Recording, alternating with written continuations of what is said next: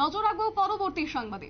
1971 সাল 16ই ডিসেম্বর এবং আজকের এই দিনেই বাঙালি, বিশেষ করে বাংলাদেশের সেই মুক্তিযোদ্ধাদের যে আত্মবলিদান তার স্বাদ পেয়েছিল। এবং আজকের এই বিশেষ দিনে কার্যত ইউনূসের ভাষণে যে মুক্তিযোদ্ধাদের অবদান সেটাই কার্যত তিনি ভুলে গিয়ে আজকে ভাষণ রাখলেন এবং সেখানে মুজিবের আত্মত্যাগের কথা বিন্দু মাত্র তিনি আজকে উল্লেখ করেননি। বিজয় দিবস নিয়ে বাংলাদেশের তত্ত্বাবধায়ক সরকারের মধ্যেই রয়েছে দ্বিমত। বিজয় দিবসেও বঙ্গবন্ধুকে সামনে আনলেন না ইউনূস সরকার। যাব বিস্তারিত, আমাদের সঙ্গে রয়েছে প্রতিনিধি শেখ মনিরুল। মনিরুল, আজকে এই বিজয় দিবস এবং সেখানে ইউনূসের ভাষণে তিনি মুজিবের কথা উল্লেখ করলেন না, এই বিষয়টাকে কিভাবে দেখছো, কি বলবে? এটা হয়তো ইউনূসের মতো একজন মানুষের পক্ষে সম্ভব হলো এটা। তারপর পাশাপাশি বলতে খারাপ লাগলে এটাই সত্যি যে এটাই বাংলাদেশ। এবং ইউনূসকে অন্তত ভারতবর্ষের মাটি থেকে যদি তিনি কিছু একটা ভালো শিখতেন তাহলে অন্তত ভারতের গণতন্ত্র এবং গণতন্ত্রের যে ইতিহাস সেইটা তার একবার শেখা উচিত। এখন দেশে বিজেপি শাসন করছে, বিজেপির সঙ্গে বিজেপির গান্ধীবাদের সঙ্গে কিন্তু কোথাও সমর্থন করে না, বা গান্ধীবাদকে কোথাও কিন্তু সমর্থন করেন না এই বিজেপি নেতারা।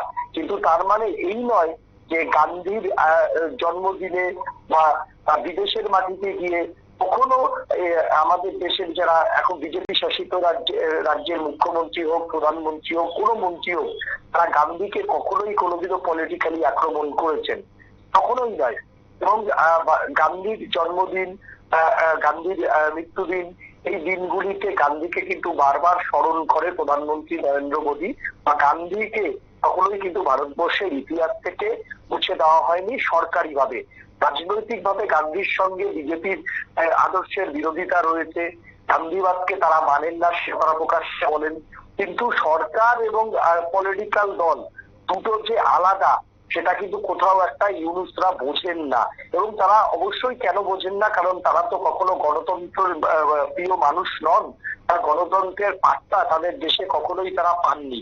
তাদের দেশে সবসময় সেনা শাসন, অভ্যুত্থান, তোড় মার, ভাঙচুর, এইসবের মধ্যেই তারা তাদের জীবনটা অতিবাহিত করেছেন। সত্তরুদ্ধ ইউনূস আর নতুন করে কি গণতন্ত্রের পাঠ শিখবেন? তিনি তো গণতন্ত্রের সবসময় হত্যা করার জন্য তিনি তো সবসময় উঠে পড়ে লাগবেন, এটাই সম্ভব। সেটা হচ্ছে বিজয় দিবস উপলক্ষে জাতির উদ্দেশ্যে ভাষণ দিলেন মোহাম্মদ ইউনূস। কিন্তু যার হাত ধরে বিজয় দিবস এসেছিল বাংলাদেশে, সেই মুজিবুর রহমানের নাম একবারও উল্লেখ করলেন না বাংলাদেশের অন্তর্বর্তী সরকারের প্রধান উপদেষ্টা। যাদের সহায়তায় বাংলাদেশের স্বাদ পেয়েছিল বা স্বাধীনতায়, সেই ভারতীয় সেনার নাম বাদ দিয়ে বিজয় দিবসের ভাষণ দিলেন এই নোবেল জয়ী। সঙ্গে জানালেন খুব তাড়াতাড়ি বাংলাদেশের নির্বাচনের সম্ভাবনা নেই। গত আগস্ট মাসে আওয়ামী লীগ সরকারের পতনের পর এই প্রথমবার বাংলাদেশে বিজয় দিবস অনুষ্ঠান পালন হলো। সেদেশের নানা প্রান্তে অনুষ্ঠানের আয়োজন করা হয়েছে। জাতির উদ্দেশ্যে সকাল 10টায় ভাষণ দেয় ইউনূস। ভাষণে একবারও মুজিবের নাম উল্লেখ করতে দেখা যায়নি তাকে। এমনকি ভারত বিরোধিতা সুরে ধরা পড়েছে আজকে দিনে তার ভাষণে। মুক্তিযুদ্ধে ভারতীয় সেনার অবিস্মরণীয় অবদানের কথা একবারও বলেননি নোবেল জয়ী। তবে হিন্দু সহ সংখ্যালঘুদের নিরাপত্তা আশ্বাস দিলেন। আসলে তিনি আরো বলেন, মুক্তিযুদ্ধের স্বপ্নকে চেষ্টা করেছিল এক স্বৈরাচারী সরকার। এদেশের বিজয় দিবস থেকে নতুন বাংলাদেশ গঠনের সূচনা হলো, আর সেই বাংলাদেশের সংখ্যালঘুদের নিরাপত্তা নিশ্চিত হবে বলে তিনি আশ্বাস দেন। আসলে তিনি বলেন, বাংলাদেশকে ছোট করে দেখার চেষ্টা চলছে, সেই কারণে সংখ্যালঘু নির্যাতন দিয়ে ঢাকার বিরুদ্ধে সেই অপপ্রচারের নিম্নে বাণী তিনি কার্যত আনলেন।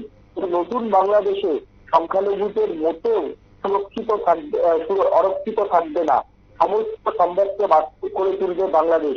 বিজয় দিবসে ইউনূসের ভাষণের অনেক সময় জুড়ে ছিল খালি নির্বাচন আর নির্বাচন। তিনি এই শুধুমাত্র নির্বাচন কিভাবে হবে সেটাই একজনই বললেন।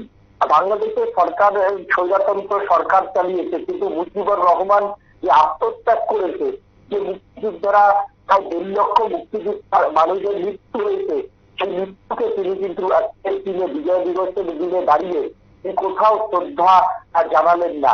এটাই হচ্ছে ইউনিসের সঙ্গে পার্থক্য। দেখো, আমি আবারও বলছি যে বিজেপির সঙ্গে কংগ্রেসের অনেক মতাদর্শগত অমিল রয়েছে এবং তারা একে অপরের মতাদর্শ মানেন না। কিন্তু তাই বলে ভারতের স্বাধীনতা ইতিহাসে গান্ধীর অবদানকে মানবেন না, তারা সুভাষচন্দ্রের অবদানকে মানবেন না, বা সর্দার বল্লভাই প্যাটেলের অবদানকে মানবেন না, বা আব্দুল কালাম আজাদকে মানবেন না, বা মানবেন না। এই রকমটা কিন্তু ভারতবর্ষের আজকে ৭৫ বছরের সংবিধান প্রতিষ্ঠা হচ্ছে, আমাদের কিন্তু এইরকমটা একবারের জন্য হয়নি। রাজনীতির মঞ্চে একজন আরেকজনের দর্শন মানবেন না, এটাই সম্ভব। কিন্তু সরকারি অনুষ্ঠানে এসে, দেশের অনুষ্ঠানে এসে ভারতবর্ষের মনীষীদের সঙ্গে যাদের মত পার্থক্য আছে তাদের সম্মান করবে না, এমনটা কিন্তু অতীতে দেখা যায়নি। ইউনুস হয়তো তিনি একটা নোবেল তিনি কিনেছেন, তিনি কোনোদিনও নোবেল পাননি, তিনি নোবেল কিনেছেন। তাই তার মতো একজন নোবেল কিনা মানুষের চাইতে তার থেকে ভালো কিছু প্রাপ্ত করা যায় না। তার সঙ্গে মুজিবুর রহমানের দৃষ্টিকোণের মত পার্থক্য থাকতেই পারে, কিন্তু বিজয় দিবসের অনুষ্ঠানে মুজিবুর রহমানের নাম, জাতির পিতার নাম তারা একবারের জন্য মুখে আনবেন না।